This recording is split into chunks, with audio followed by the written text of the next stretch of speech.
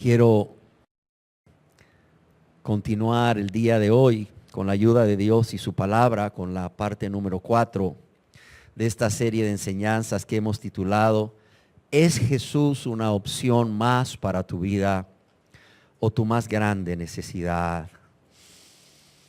Y en la enseñanza de hoy, yo quisiera, para los que no estuvieron en la reunión pasada, dar inicio con un breve resumen de lo que tratamos. Y decíamos, no solo en nuestra enseñanza anterior, sino que en las anteriores, de que hemos visto cómo solamente hay dos grupos de personas en todo el mundo. Solo hay dos grupos. ¿Cuál es el primero? A ver, ¿quién me quiere recordar? Y recordar aquí a los que nos acompañan. ¿El grupo de qué? ¿O el grupo de quiénes? El grupo de aquellas personas para quienes Jesús solamente es una opción más entre muchas opciones. Es solamente alguien más que escoger entre muchas opciones para escoger, para alcanzar el perdón de todos los pecados, para alcanzar la salvación y la vida eterna junto a Dios en su gloria. Pero también decíamos que hay un segundo grupo de personas y es aquellas personas para quienes Jesús es su más grande necesidad. Algo que es indispensable para vivir. Alguien que es insustituible en sus vidas.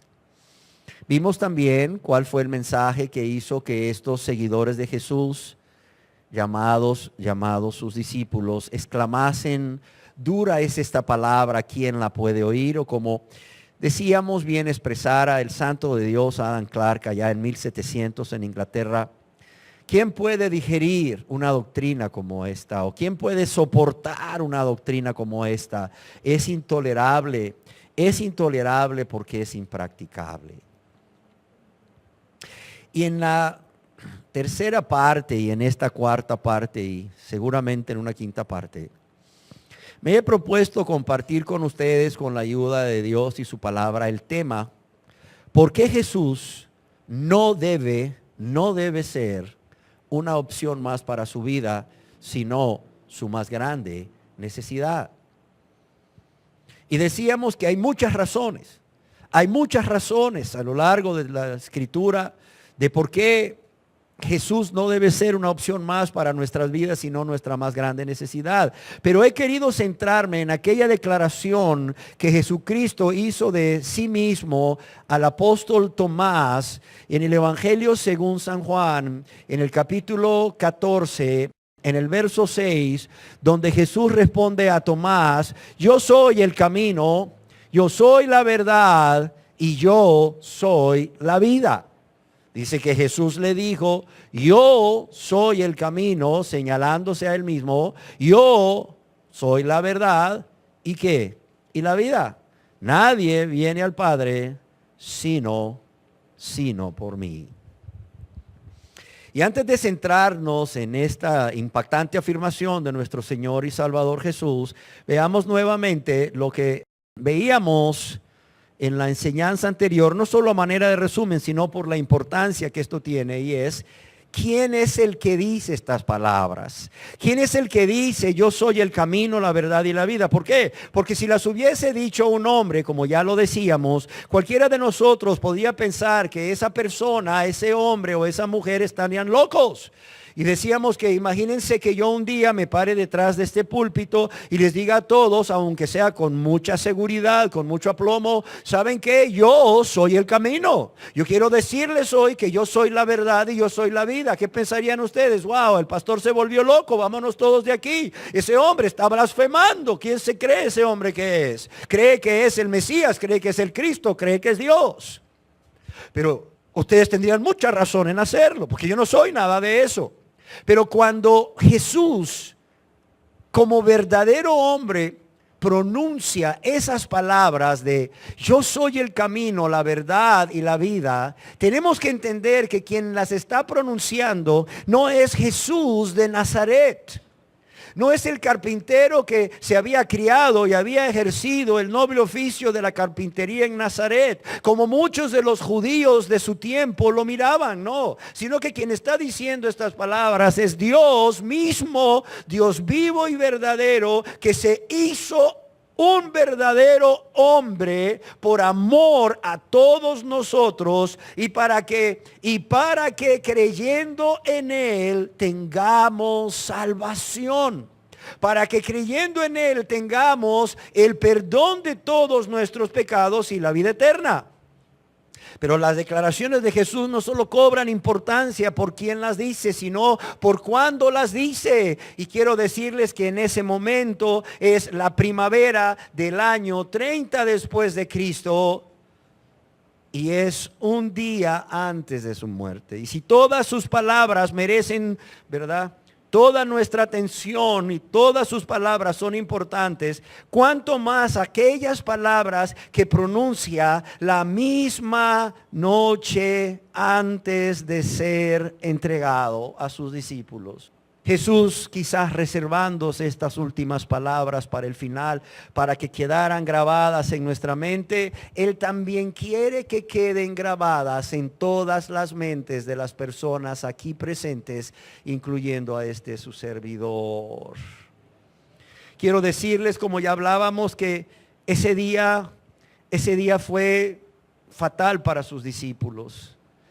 El Señor Jesús no solo ha anunciado a sus discípulos su muerte, sino que también ha anunciado la traición de uno de ellos y la negación de Pedro. Y ellos están devastados, ellos están impactados, ellos están turbados, es decir, ellos están concertados, confundidos, afligidos y quizás, o más bien seguramente, llenos de un profundo pesar. Y Jesús lo confirma, como decíamos en el Evangelio según San Juan, capítulo 14, verso 1, cuando les dice: no se turbe vuestro corazón, no se turbe vuestro corazón.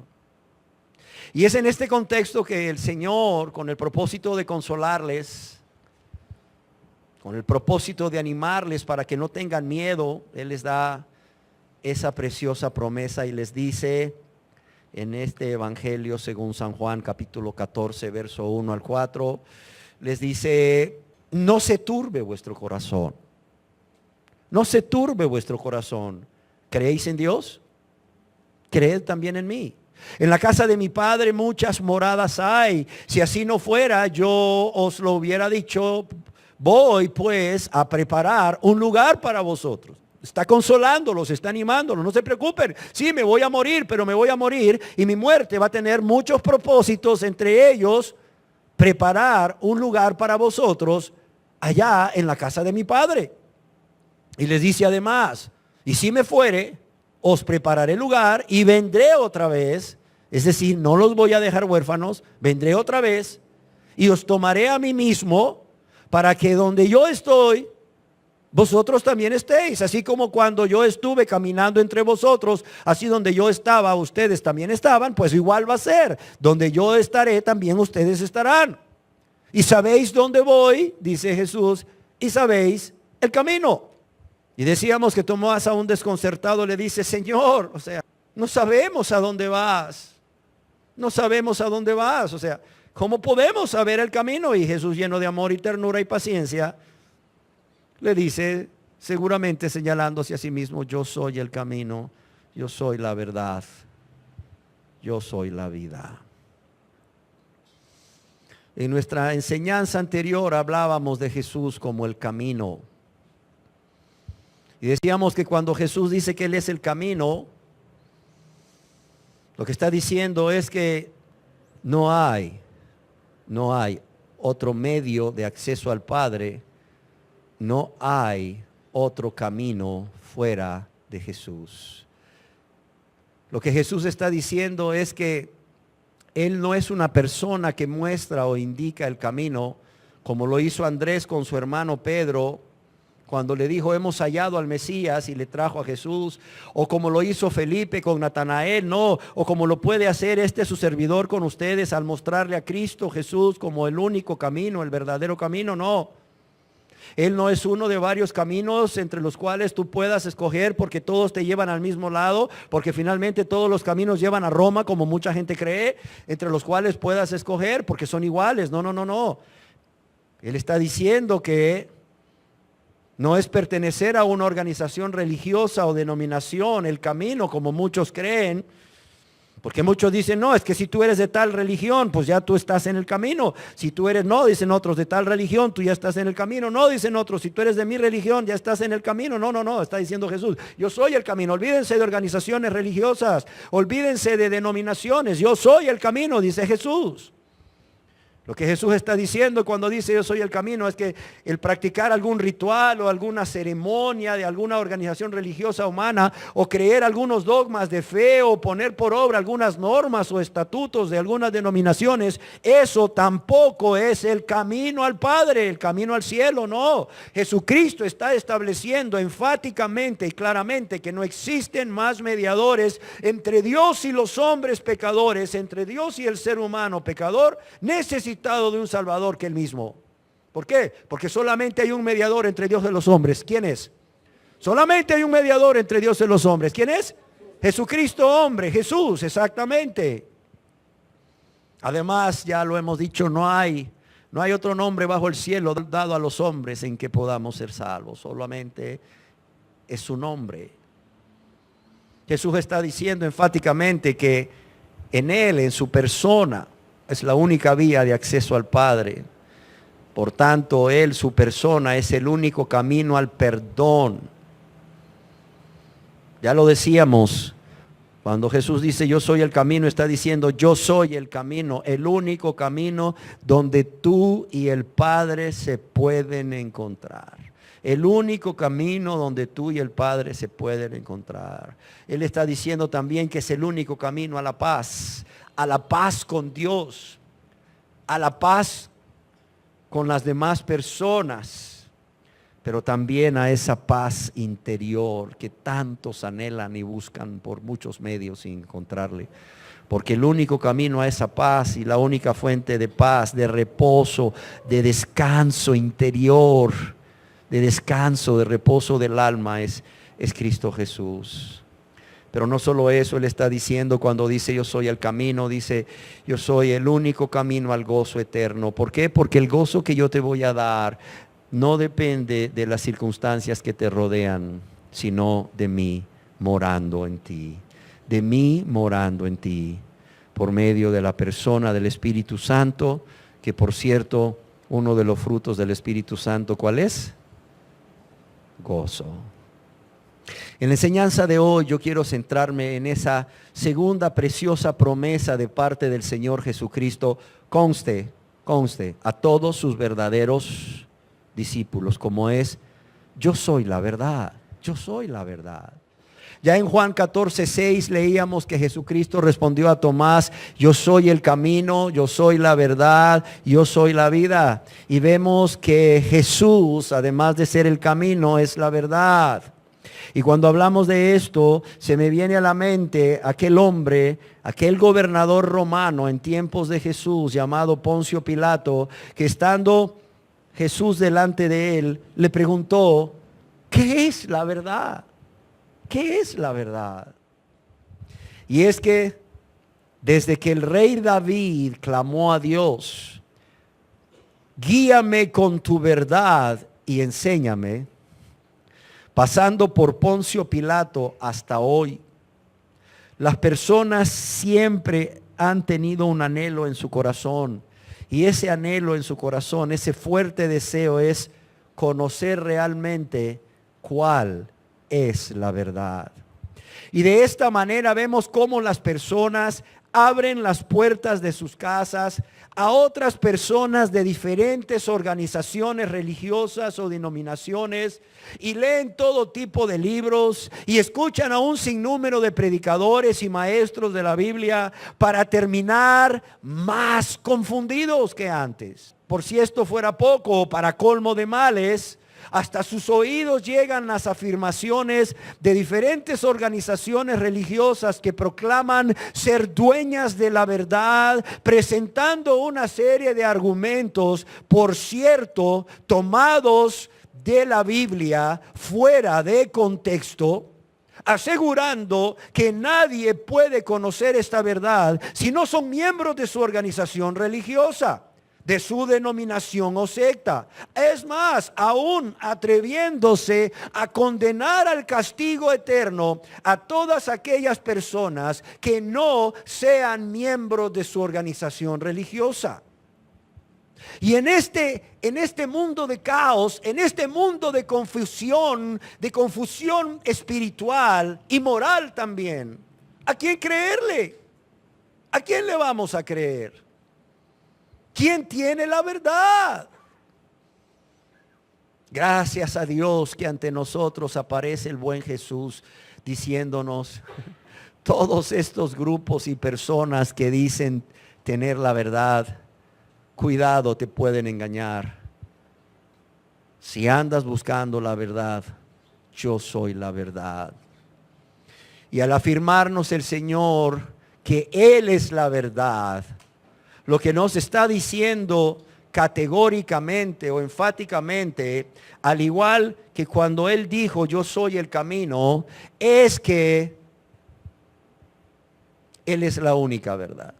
Óigalo bien, Él es la única verdad. Él no es una verdad entre muchas verdades. Su palabra no es una verdad entre muchas verdades. Su palabra no es una verdad entre las palabras de Mahoma, entre las palabras de Buda, entre las palabras de cualquier otro autonombrado Dios con D minúscula. No. Sus palabras son la única verdad que existe. Y eso le guste o no le guste a muchas personas.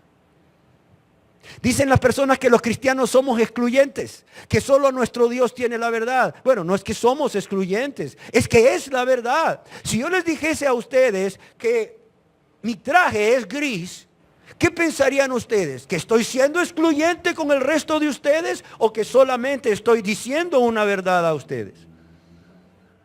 Que mi traje es gris, que estoy diciendo una verdad, porque ustedes la pueden comprobar. Y es que como podemos ver, cuántas cosas no han dicho los autoproclamados dioses y profetas y han demostrado que se equivocaron. El tiempo se encargó de demostrar que se equivocaron. Sí, sus profecías no se cumplieron, sus palabras no se cumplieron. Pero cuando Dios habla, no solo la tierra tiembla, cuando Dios habla, su palabra se cumple. Cuando Jesús está diciendo que Él es la verdad, no está diciendo que es una verdad entre muchas, no. Y lo siento por los que piensan que somos excluyentes. Él está diciendo una sola cosa, que fuera de Él no hay verdad, fuera de Dios no hay verdad, porque Él es Dios. Además, Él está diciendo que no es alguien cuya función es indicarnos cuál es la verdad. Él es la verdad. Ahora, yo quiero ampliar un poco qué significa que nuestro Señor Jesús es la verdad. Y el diccionario expositivo de palabras del Antiguo y del Nuevo Testamento exhaustivo de Vine lo define como que Jesús es la verdad porque es la perfecta expresión de la verdad. Jesús es la verdad porque es la perfecta expresión de la verdad. Otros han expresado al respecto que Jesús es la verdad, significa que Jesús es la encarnación de la verdad. Es la verdad hecha carne. Es el rema del cielo.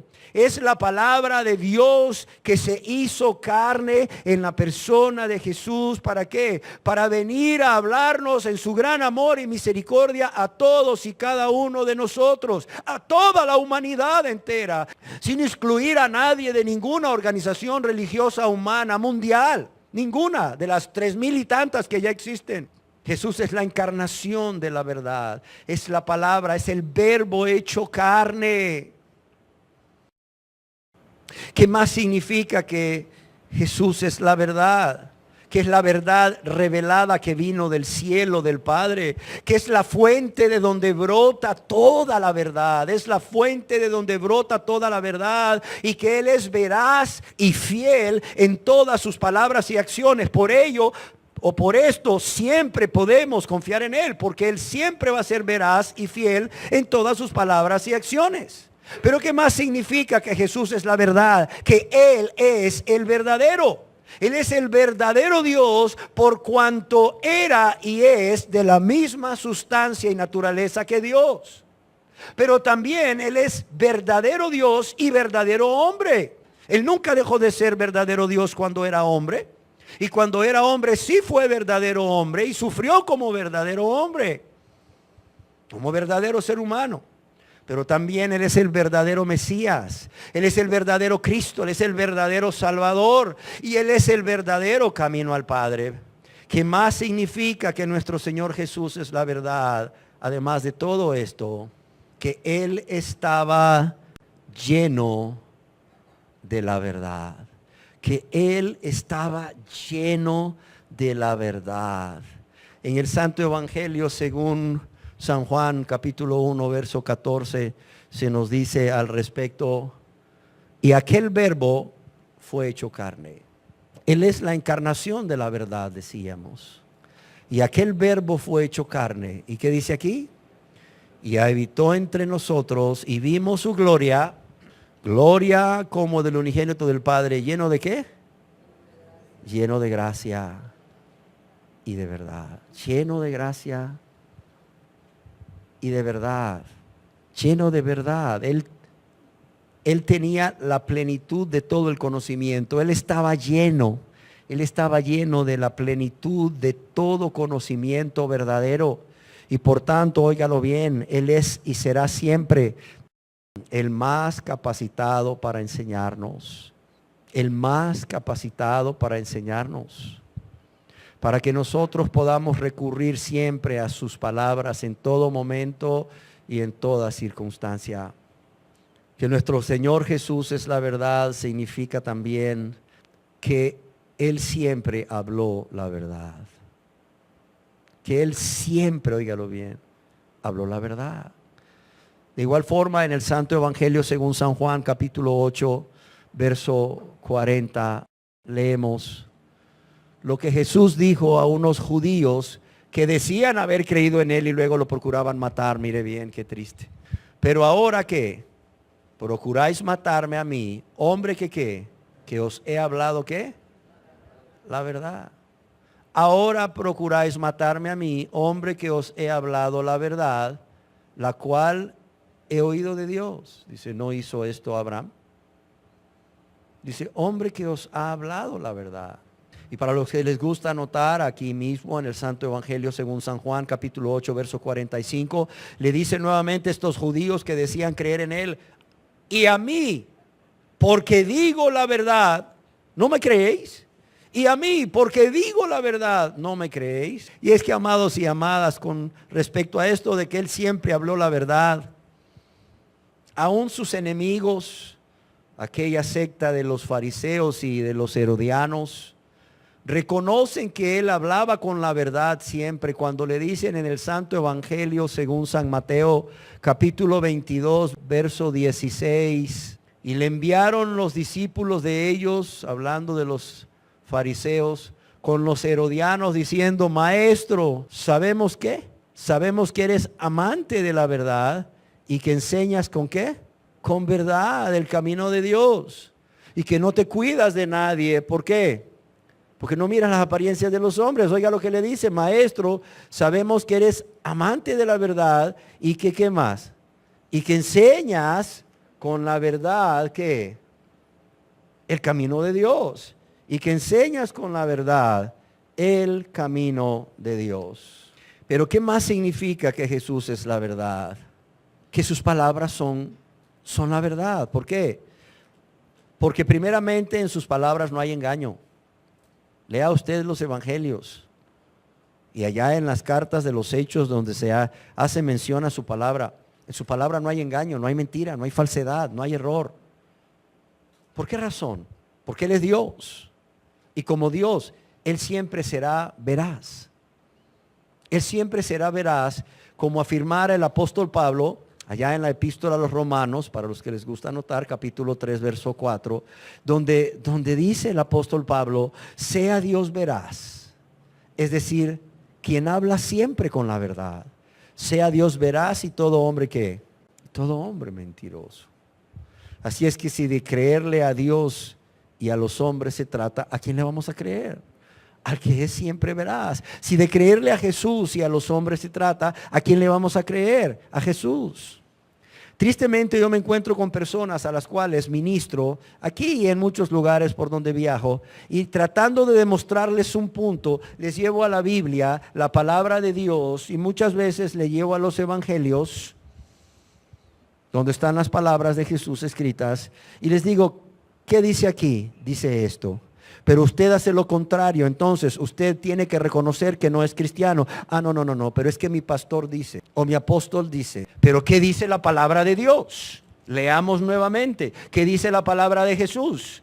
No, pues dice esto. Entonces, conforme a la palabra de Dios, de Jesús, usted está mal, usted necesita convertirse a Dios. Usted nunca ha sido cristiano o cristiana. No. Yo soy cristiano, yo soy cristiana porque mi pastor dice. Bueno, ¿a quién le vamos a creer? ¿A Dios o al hombre?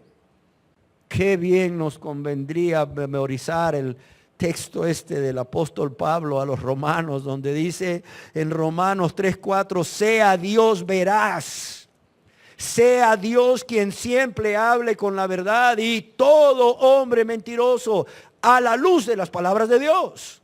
Amén. Es más, yo quiero decirles que Jesús es la verdad. Significa que sus palabras son la verdad absoluta, son la verdad definitiva, son la verdad suprema, son la verdad que está por encima de todas las demás verdades. No sé si me explico.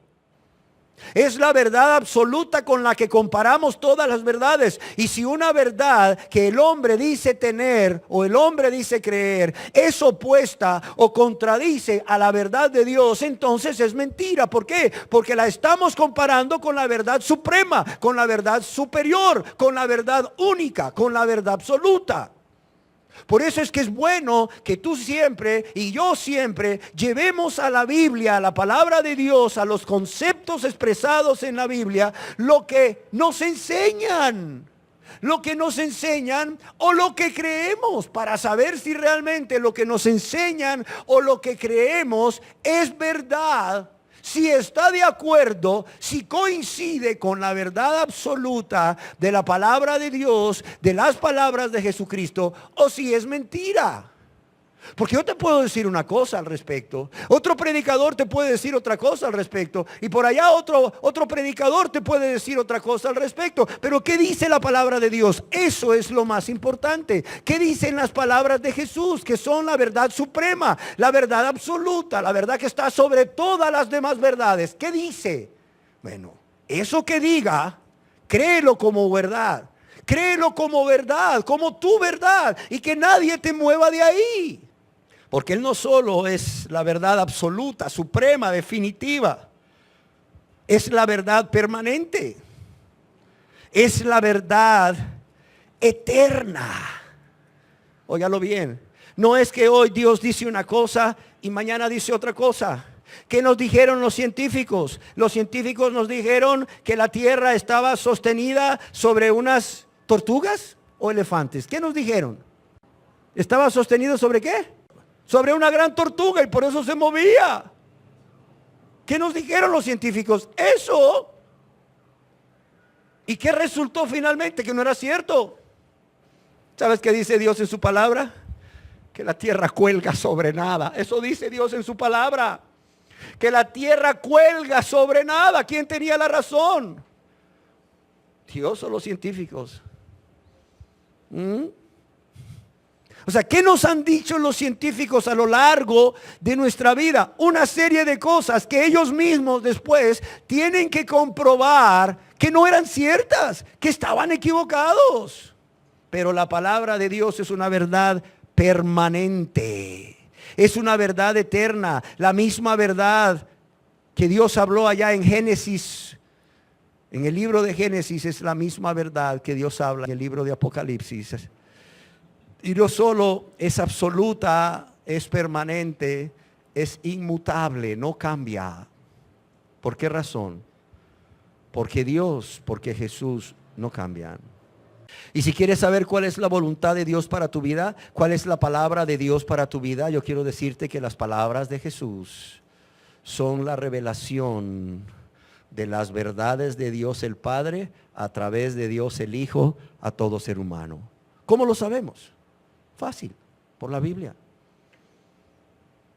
En el Evangelio según San Juan, capítulo 17, verso 17, Jesús dijo de Dios el Padre, tu palabra es verdad, ¿sí o no? Santifícalos en tu verdad. ¿Quién se acuerda? Santifícalos en tu verdad. Tu palabra es ¿qué? Es verdad. Jesús está diciendo que la palabra de Dios es verdad. Pero en Hebreos capítulo 1, verso 2, ¿qué se nos dice? Dice, en estos últimos días, Dios nos ha hablado por medio de ¿quién? Por medio de su Hijo. Y si la palabra de Dios el Padre es verdad y nos está hablando por medio de su Hijo, entonces las palabras del Hijo son también ¿qué? Son también verdad. Son la verdad de Dios reveladas a través del Hijo para todo ser humano. Pero no solo eso. Jesús ha venido a darnos testimonio de la verdad. Eso significa que Jesús es la verdad. Que Él ha venido a darnos testimonio de la verdad. Allá en Juan, Evangelio según San Juan, capítulo 18, verso 37, Jesús mismo lo confirma cuando dice a Pilato que Él ha venido a dar testimonio de la verdad. Yo he venido a dar testimonio de la verdad. Es decir, que Él ha venido para revelarnos, para quitarnos el velo, para que podamos ver como cuando se revela una... ¿Han visto el negativo de aquellas fotos viejas? Aquellos negativos que eran en blanco y negro, que casi no se diferenciaban ahí los rasgos de las personas. Pero cuando tú lo llevabas ¿a qué? A revelar, ¿qué pasaba? Pasaba que después tenías una foto full color, ¿verdad? Todo color, viendo los rasgos de las personas, viendo los colores de sus ropas. Bueno, eso pasa. Jesús ha venido a darnos testimonio de la verdad, es decir, a revelarnos la verdad, a explicarnos la verdad, a enseñarnos la verdad como niños párvulos allá, ¿verdad? Diciéndonos, mira, esta es la verdad, este es el A, este es la B, esta es la C de la verdad de Dios, llevándonos paso a paso. Enseñándonos con ternura, enseñándonos con amor, enseñándonos con paciencia, con la misma ternura, amor y paciencia que le tuvo a los discípulos hace 2000 años cuando los vio todos atribulados, porque muchas veces que venimos a Dios a buscar la verdad, seamos sinceros, ¿verdad? Venimos todos atribulados. La cosa no está fácil para nadie. Por tanto, concluyo diciendo que Jesucristo como Dios que es, Él siempre va a ser veraz, Él siempre va a decir la verdad, Él siempre va a ser honesto, Él siempre te va a decir todo lo que es apegado a la realidad objetiva. Él siempre te va a decir lo recto, Él siempre te va a decir lo correcto. Créele a Él y no a un hombre, a menos que ese hombre te diga lo mismo que dijo Jesús. Jesucristo es digno de ser confiado. Porque Él siempre dirá la verdad, siempre será honesto. Y nos dirá todo lo que es apegado a la realidad objetiva. Y también porque, como escribiese el apóstol Pedro en 1 de Pedro 2:22 acerca de Jesús cuando dijo, el cual no hizo pecado, ni se halló que engaño en su boca. El cual no hizo pecado, ni se halló engaño en su boca. Sin embargo, queridas personas que hoy me escuchan, a pesar de que Jesús, y solo Jesús es el verdadero y sus palabras la verdad, es triste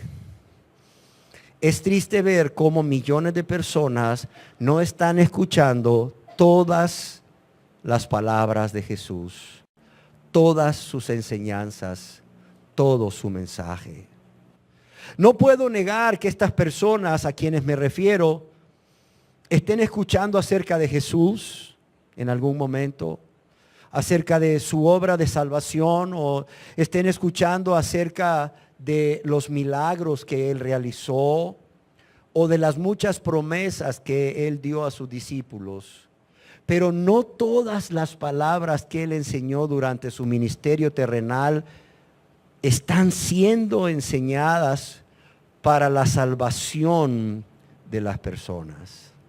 Ahora bien, ¿por qué razón sus palabras no están siendo enseñadas a millones de personas en muchos lugares y por diferentes medios para la salvación de sus almas? ¿Por qué razón todas sus palabras no se están predicando muy a menudo desde los púlpitos como el Señor las enseñó en la sinagoga de Capernaum? Para citarles un ejemplo, ¿saben por qué? Porque creo que la respuesta es, sin temor a equivocarme, que estos pastores, estos predicadores o maestros que así proceden, tienen temor que las personas que les escuchen tomen la misma decisión que la mayoría de los seguidores de Jesús, después de que escucharon el mensaje de pan de vida allá en la sinagoga de Capernaum, que decidieron hacer ¿qué? Abandonarlo, irse. Sí.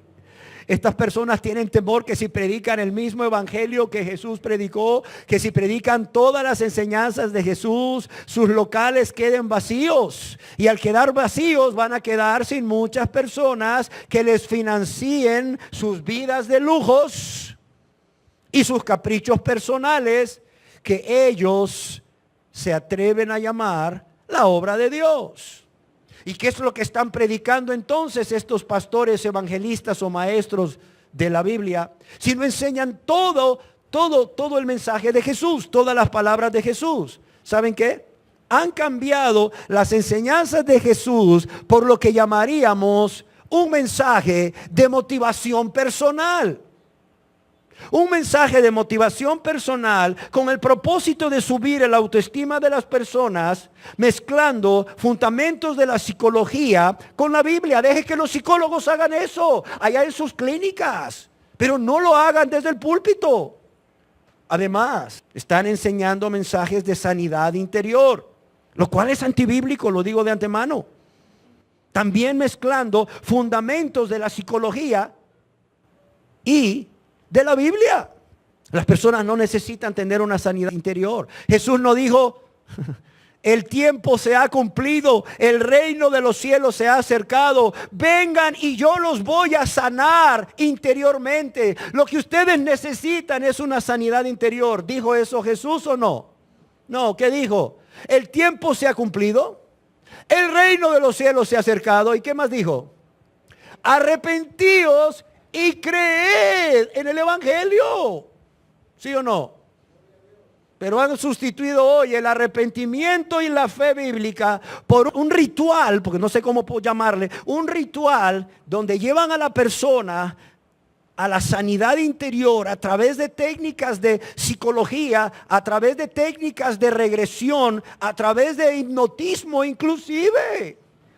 Porque tratan de llevar a la persona que fue herida. Usted tiene esa amargura muy grande, ¿verdad? En lugar de decirle arrepiéntase de esa amargura y pídale perdón a Dios. Bueno, usted está amargada ¿con quién? Con su mamá. ¿Por qué? Porque me rechazó cuando estaba en el vientre de mi madre. Bueno, vamos a hacerle sanidad interior. Vamos a hipnotizarla y vamos a regresarla hasta el vientre de su madre. Y luego por, no lo sé, ciertas técnicas, a veces no hechas por profesionales, cuidado, sino por gente empírica, logran sacar a esa persona fuera de su estado consciente y llevarlo dizque al vientre de su madre, y la persona cae en un estado triste de que está ahí en el piso en posición fetal como si estuviera en el vientre de su madre, y es un adulto de 45 años, es una adulta de 50 años y está ahí gimiendo como si fuera una bebé en el vientre de su madre, y le dicen, ahí está usted en el vientre de su madre, perdone a su madre, perdona, a su madre la ama, solo que estaba preocupadita, no sabía qué hacer con su embarazo porque lo tenía todo cuesta arriba.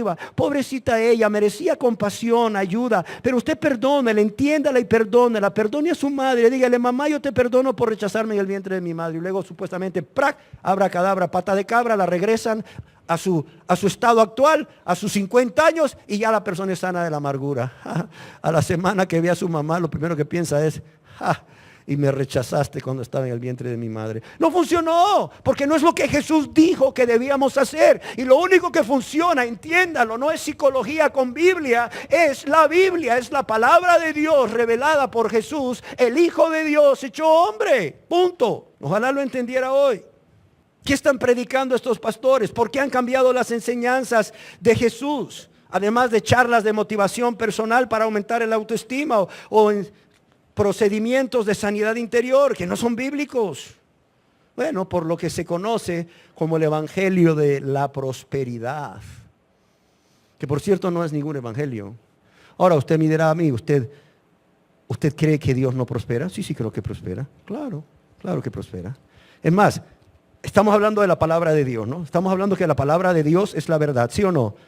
Bueno, vamos a la palabra de Dios. Oiga bien lo que dice Dios en la tercera epístola de San Juan Apóstol, en el verso 2. Dice, amado, está escribiendo a un hombre ya mayor, a Gallo, o probablemente un anciano de una iglesia, que quizás también ya era mayor en edad, llamado Gallo. Le dice, amado, yo deseo que tú seas prosperado en todas las cosas y que tengas salud. Solo tienes que pactar, solo tienes que confesar, solo tienes que diezmar y ofrendar. No dice así. Dice, amado, yo deseo que tú seas prosperado en todas las cosas y que tengas salud, así como prospera tu alma. Así como prospera tu alma. Dios nunca te va a dar nada que te lleve a la perdición espiritual, habiendo enviado a su Hijo amado a morir por ti en la cruz. ¿Qué no conocen ustedes de alguien, un varón que vivía con su esposa y sus hijos?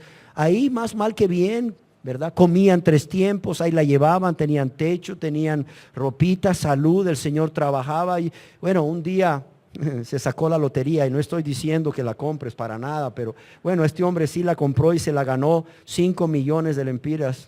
Hombre, se cambió de casa, se cambió de trabajo, cambió a la mujer y dejó a los hijos. Sí, la cambió, ya él con 5 millones, no, esa mujer no era la mujer que él se merecía. Es la que se merecía antes, pero ahora con 5 millones, ahora que es millonario, ya esa mujer le es de muy poco. Ya no es la mujer que él se merece.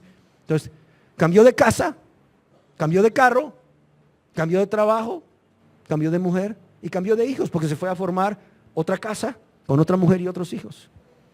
Qué triste, ¿cuál fue su peor mal? El ganarse los 5 millones. No estaba preparado, ni debió haber comprado la lotería, porque Dios no lo iba a bendecir así. Dice, así como prospera, ¿qué? Tu alma. Claro que creo que Dios prospera, pero te va a prosperar en todo, no solo económicamente. Te va a prosperar en tu papel de esposo, te va a prosperar en tu papel de esposa, te va a prosperar en tu rol de padre, en tu rol de madre, en tu rol de hijo. Te va a prosperar dándote sabiduría, discernimiento en tu trabajo para que lo hagas bien como para Dios. Ya sea que tú trabajes en tu propio negocio o que trabajes para otra persona, no importa. Mira, ama de casa, te va a prosperar dándote sabiduría para que puedas realizar todos los quehaceres del día, ¿verdad? En esas 12 horas que tienes, para que le des buena sazón. Mira, te va a prosperar en esa sopita de res tan rica que estás preparando. Mira, va a ser la más deliciosa de todas. Tu marido te va a lavar y tus hijos te van a lavar. Que prosperes en todo, pero también que prosperes económicamente. Pero así como prospera tu alma. Amén. ¿Qué están predicando estos pastores, evangelistas o maestros de la Biblia? Además de motivación personal, sanidad interior y evangelio de la prosperidad. Mira, ¿sabes qué predican? Cualquier revelación que se les venga en mente y que tristemente llegan a darle el título de la última revelación de Dios a la iglesia. ¡Qué tremendo! La última revelación de Dios a la iglesia. Noticia de último momento. Fulano de tal tiene la última revelación de Dios a la iglesia. La última revelación. ¿No? Y por cierto, ahorita en época de elecciones, por ahí se desatan unos profetas profetizando, ¿verdad? A los candidatos una serie de cosas. Ni les hagas caso. La última revelación de Dios a su iglesia o el nuevo evangelio. Un nuevo evangelio que por cierto no está de acuerdo con lo que Dios nos ha dejado escrito en las sagradas escrituras, la Biblia, la cual, nunca se te olvide, debe ser tu única autoridad y mi única autoridad, tu única regla de conducta a seguir y mi única regla de conducta a seguir. Y tristemente están predicando además un mensaje que da culto a la persona y no al Creador. ¿Sí o no? Qué triste. Un mensaje que da culto a la persona y no hay Creador. Ahí está la foto en grande. Ahí tengo en mi escritorio la foto de uno así en grande. Por cierto, tiene un arete en la oreja derecha. Así en grande, ¿verdad? Toda la página, su rostro. Están predicando mensajes que dan culto a la persona. Un mensaje centrado en exaltar al predicador y sus hechos, y no un mensaje centrado en la palabra de Dios y en la gloria de Dios y en lo que Dios demanda a cada uno de nosotros y en todo lo que ha hecho por nosotros por amor a cada uno de nosotros. ¿Y cuál es el fruto de predicar este tipo de mensajes? Que las personas sigan al hombre, llámese pastor, llámese evangelista, llámese maestro, autonombrado apóstol o ungido de Dios o siervo de Dios, pero no siguen a Dios, no siguen a Jesús. Y después de predicar estos mensajes de motivación personal, de sanidad interior, de evangelio de la prosperidad, este mensaje lleno de revelaciones y de culto a la persona, ¿qué hacen finalmente? Invitan a las personas pecadoras necesitadas de un Salvador a hacer o realizar un acto tan simple como es el de repetir una oración sin que en ellos exista el más mínimo entendimiento de cuál es su verdadera condición espiritual como pecadores, de cuál es su verdadera condición espiritual, de que están perdidos espiritualmente, separados de Dios y destinados a la condenación eterna por el mismo Dios. Los invitan a repetir una oración sin que en estas personas exista un entendimiento siquiera de cuál es el carácter de Dios y lo que significa arrepentimiento o lo que significa una fe bíblica para salvación.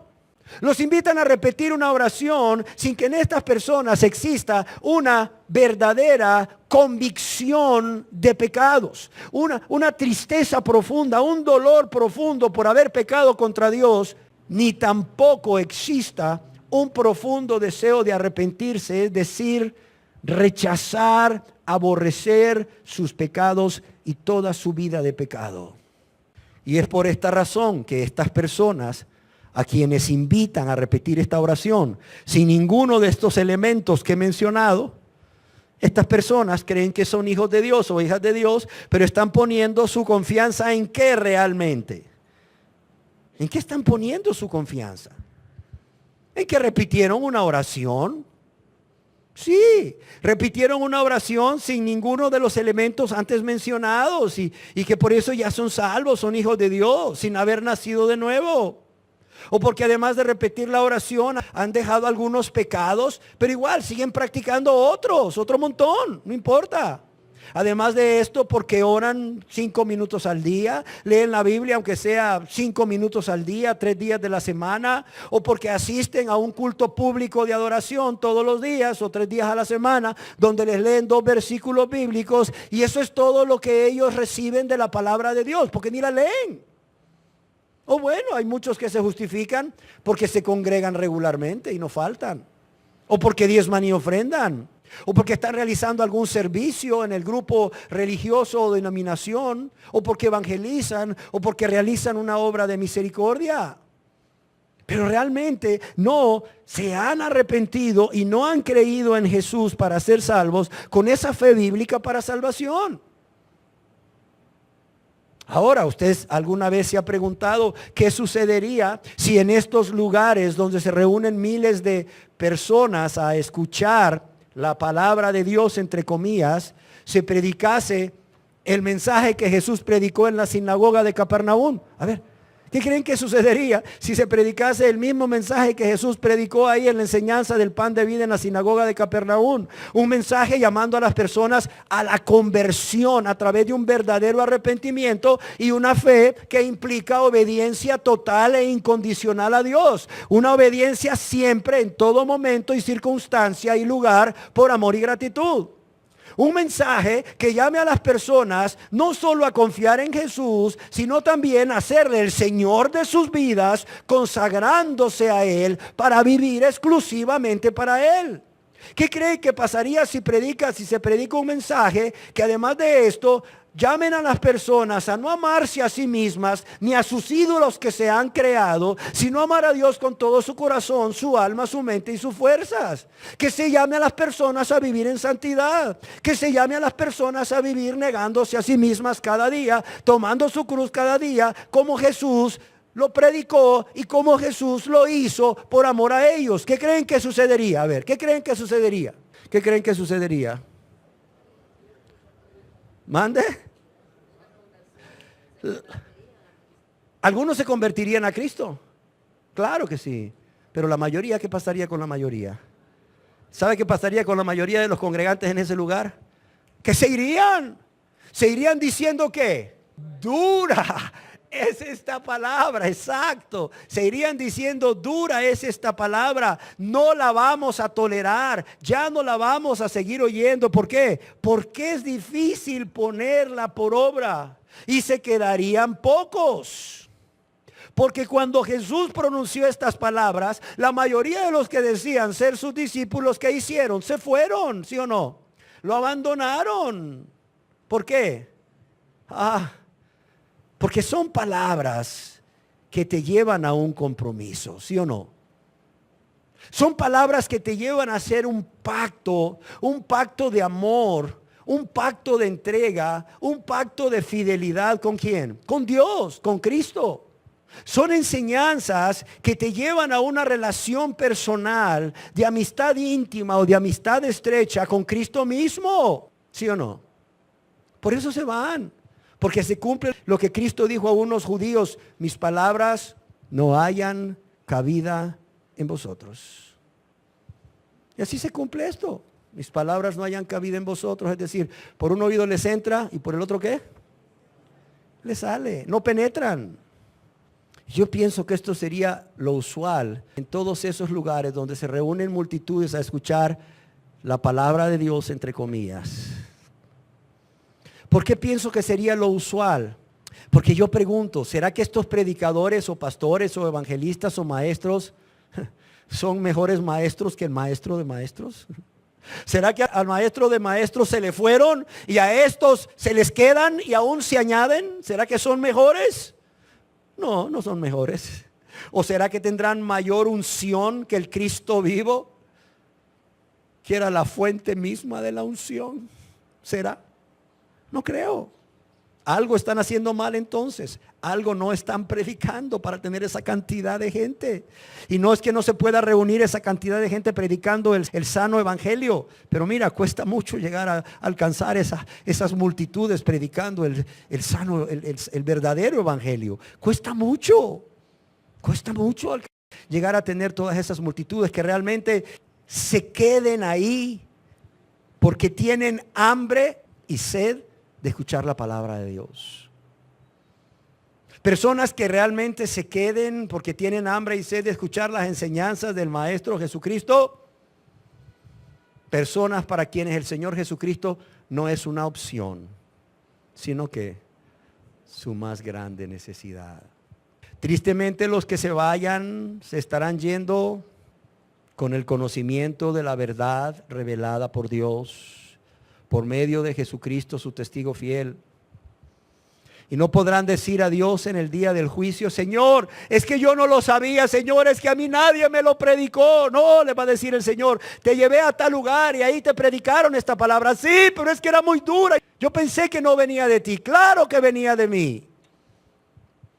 Nada más hubieses meditado en las Escrituras y hubieses sido diligente en orar a mí: Señor, ¿viene de ti o no esta palabra? Y Señor, es conforme a tu palabra. ¿Qué hago? ¿Creo o no creo? Yo te hubiese dicho: cree y sigue oyendo más palabra, y te hubiera dado más revelación y hubieras llegado a la conversión. Pero no lo hiciste, te fuiste.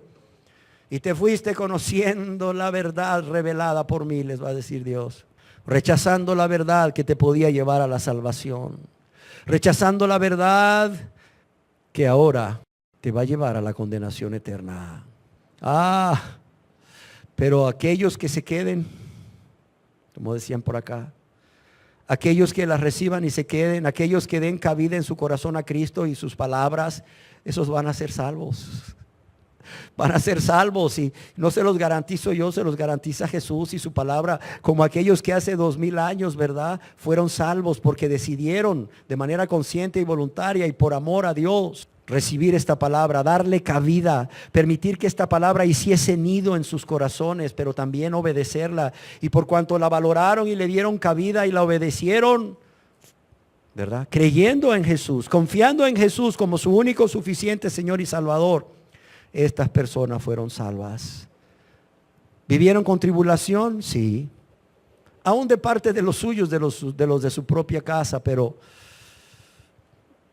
tuvieron vida y vida en abundancia y vida eterna.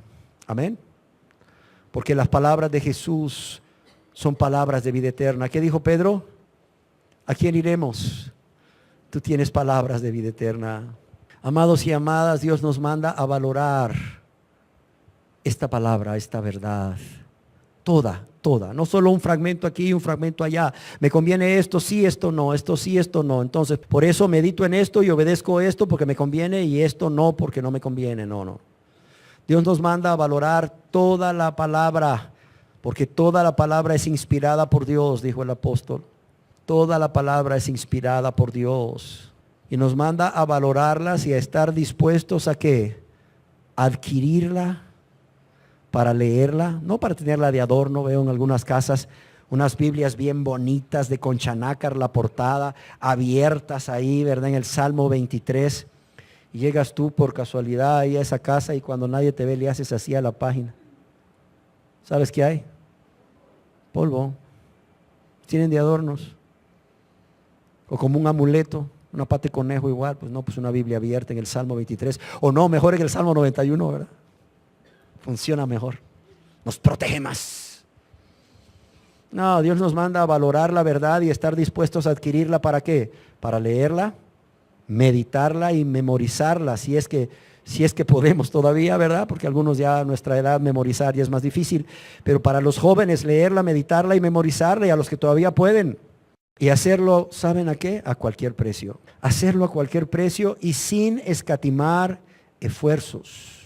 Y a no desechar esta verdad, ni tampoco permitir que nada, óigalo bien, que nada nos aparte de dedicar tiempo cada día para deleitarnos en ella, leyéndola, meditándola, tratando de memorizarla.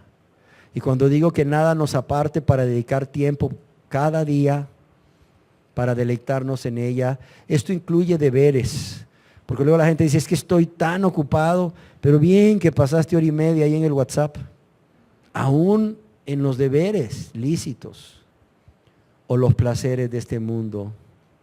Es más, Dios nos ordena a través del escritor de Proverbios, capítulo 23, verso 23, compra la verdad y ¿qué?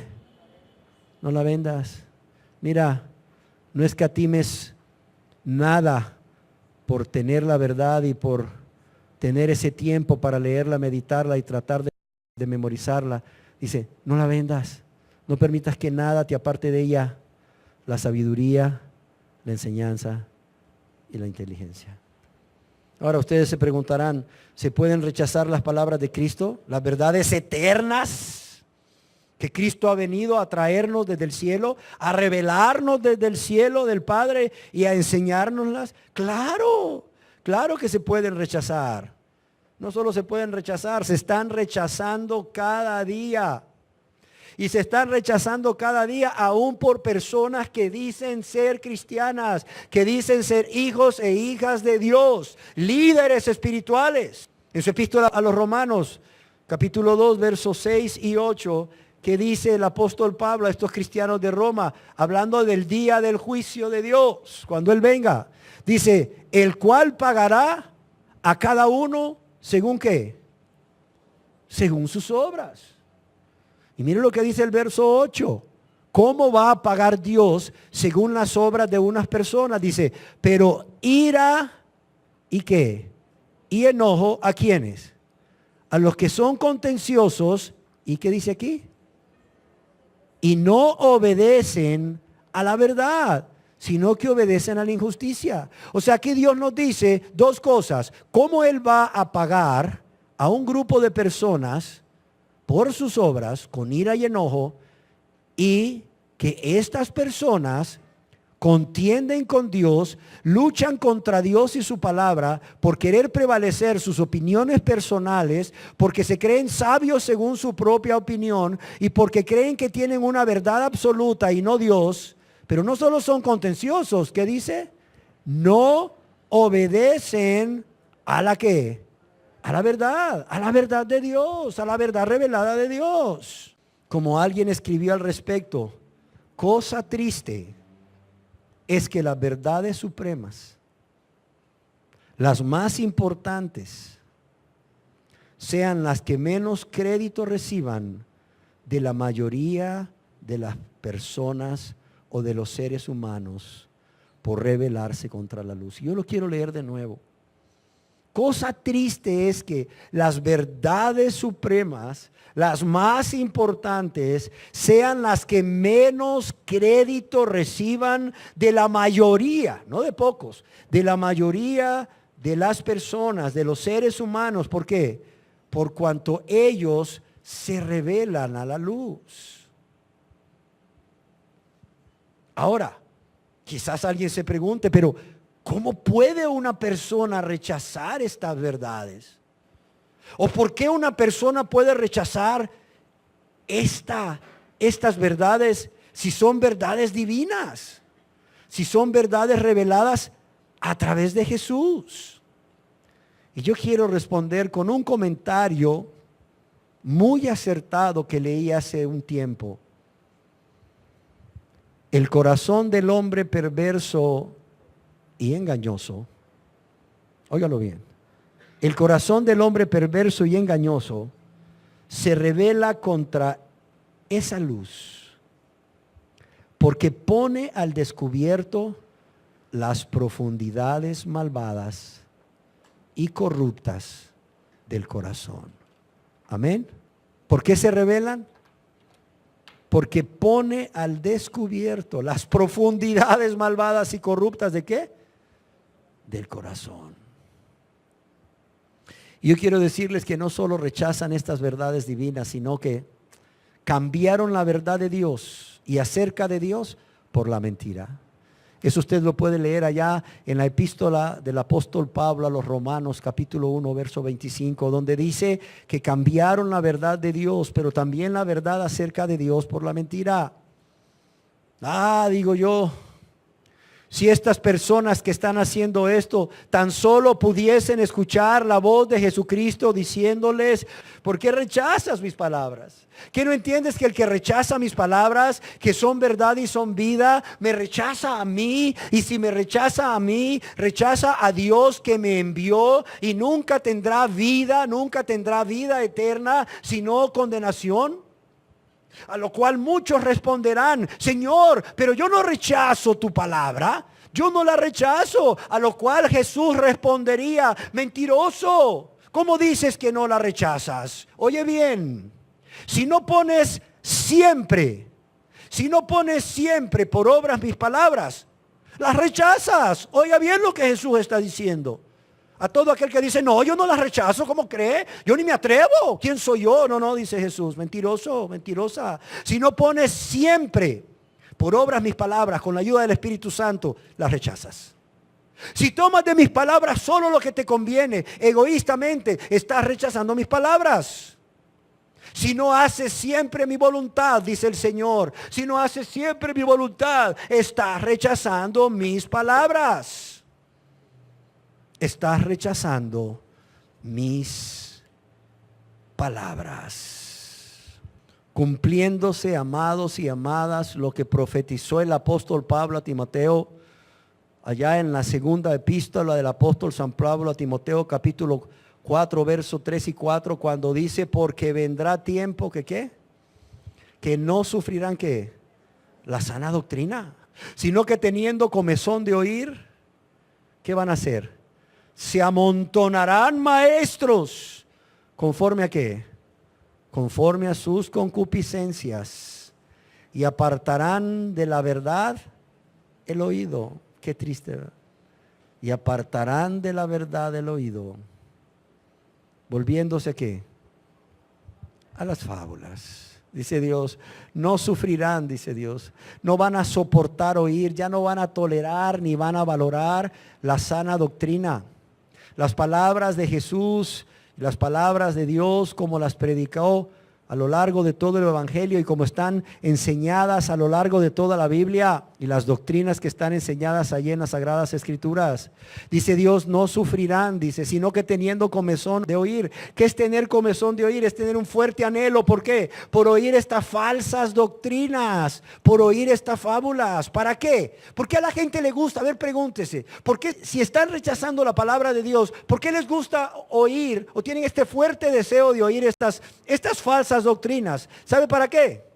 Para tranquilizar sus conciencias por medio de ellas, estando aún en vidas de práctica de pecado.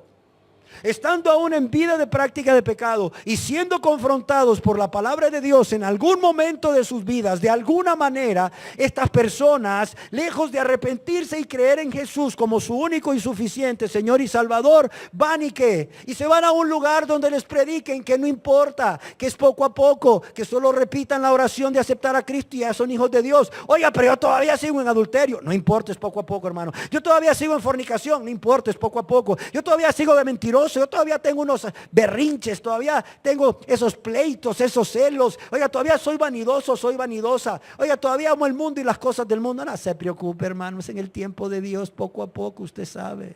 ¿Cómo les encanta? Yo les pregunto, oye, y si usted en ese poco a poco, todavía practicando el pecado, se muere, ¿qué va a pasar? No, hermano, yo me voy al cielo. Ahí no dice ahí que el que practique el pecado es del diablo, pues. Y no dice ahí que nada inmundo entrará al cielo, o no dice así la Biblia. Digo, oiga, pero usted está practicando el pecado, usted es inmundo, usted se va a ir al infierno. No, hermano, yo acepté a Cristo, yo soy hijo de Dios, voy para el cielo. Ay, Señor.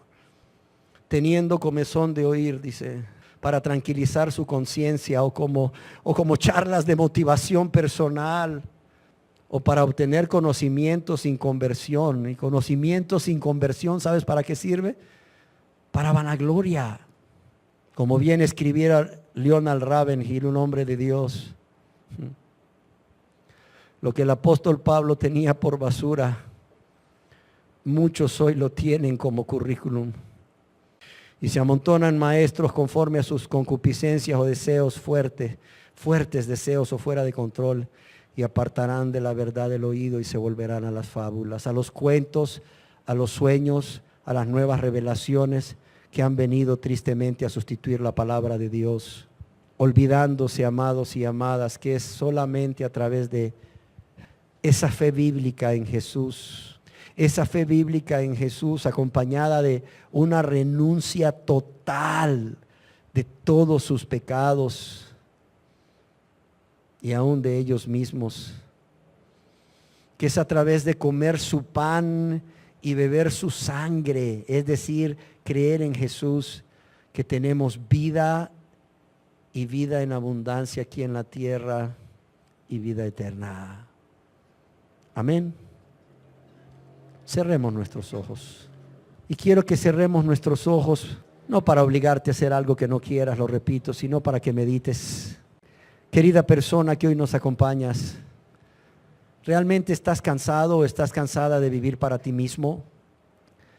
¿Realmente estás cansado o cansada de amarte a ti mismo o a ti misma más que a Dios y a tu prójimo? Y verdaderamente estás deseoso o deseosa de convertirte a Dios, pero estás confundido, estás confundida, pues no sabes dónde está la verdad que te guía y te dirige al camino de regreso a Dios el Padre, porque quieres reconciliarte con Dios, por cuanto reconoces que has pecado contra Él y le has lastimado profundamente y le has ofendido igual que a tu prójimo.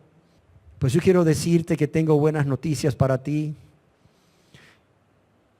Que aquel que dijo yo soy el camino es también la verdad, que te guía al camino, y este es Jesús. Y Él te dice, el que oye mis palabras, El que oye mis palabras, tienes que oírlas, tienes que permitir que penetren en tu mente y en tu corazón, no solo en tu mente, en tu corazón. El que oye mis palabras, el que le da cabida a mis palabras, el que las atesora y cree al que me envió, tiene vida eterna.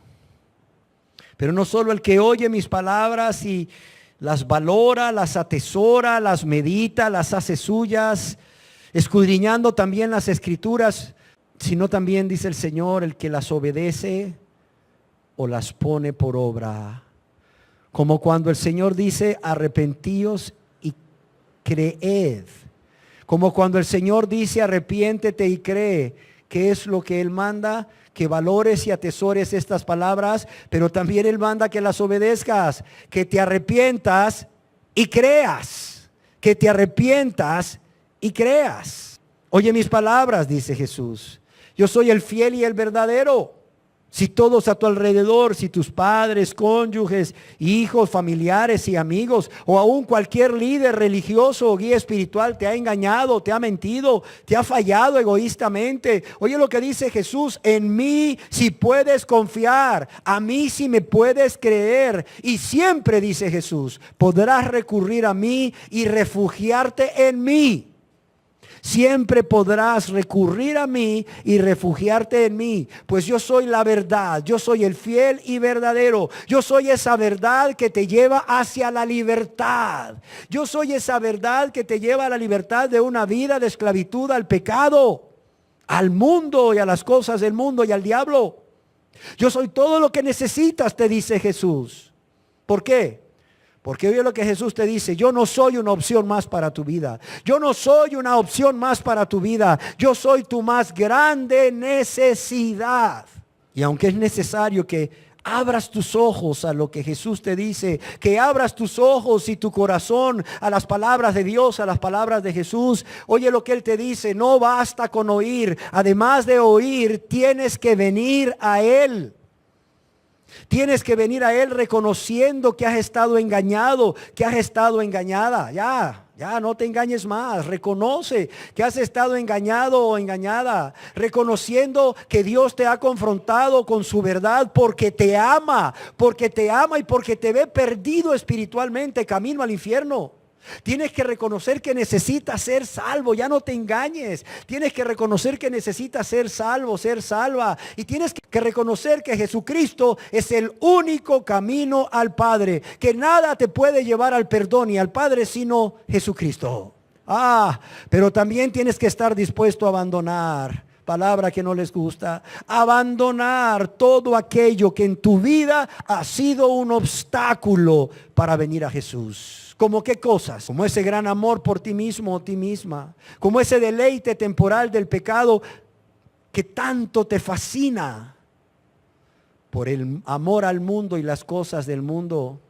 O también Dios te pida que dejes de amar más que a Él, alguna cosa o persona que se ha convertido en un ídolo en tu vida. Pero tienes que hacer eso también con un fuerte deseo no solo de abandonar todo esto, sino de venir a Jesús, de venir a Dios, deseoso de restaurar tu relación con Él, de restituir, de pedirle perdón a Dios, confesándole todos tus pecados a Él y suplicándole perdón y suplicándole misericordia, pero también creyendo que Él te perdona.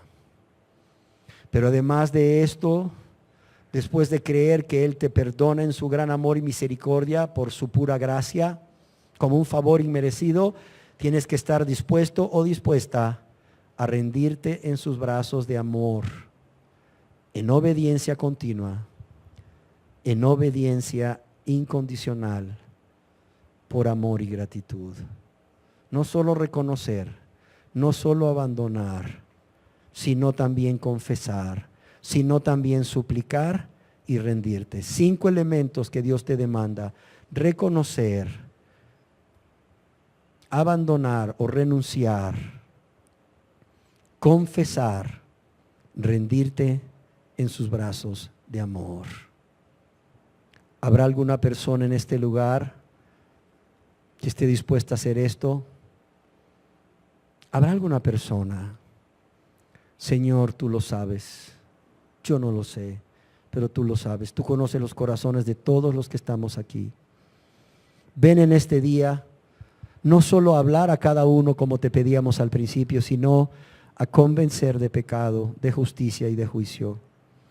Ven en este día por medio de tu Santo Espíritu a producir esa tristeza que es según tú, una tristeza en las personas por haberte ofendido, por haberte fallado, por haberte dado la espalda, por haberte crucificado con sus pecados. Pero también ven a llevarlos a un sincero arrepentimiento, a una renuncia de toda esa vida de pecados, a un aborrecimiento de esos pecados cometidos y de toda esa vida de pecado. Y ven a traerlos, Señor, a confesarte todos sus pecados y a suplicarte perdón y a creer que tú le perdonas. Pero no solo a eso, sino a rendirse a ti de manera total e incondicional. Padre, yo te lo ruego. Padre, yo te lo suplico en el nombre precioso de tu Hijo amado Jesús. Amén. Que así sea, Señor, en la vida de las personas que aquí están hoy y que aún no se han convertido a ti, Señor, para que haya gozo en el cielo por cada pecador que se arrepienta hoy. Yo te lo suplico nuevamente en el nombre de Jesús, para que sea hecho, Señor, para que así sea, para un rotundo amén, Señor.